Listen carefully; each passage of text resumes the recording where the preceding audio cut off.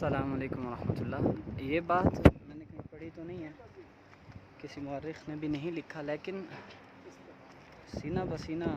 یہ بات چلتی ہے تو مجھے بھی الحمدللہ کسی نے بات بتائی۔ وہ کہتے ہیں کہ جب طائف کے لوگوں نے، وہاں کے شریر لڑکوں نے آقا علیہ الصلوۃ والسلام کی ذات مقدس پر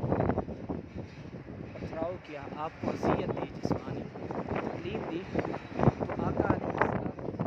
مسجد ہے، مسجد رسول کے نام سے، آپ یہاں آ کر آرام فرمائیں گے۔ تو جب ان طائف کے لوگوں نے دیکھا کہ رسول اللہ صلی اللہ علیہ وسلم ہمارے روکنے پر بھی یہاں سے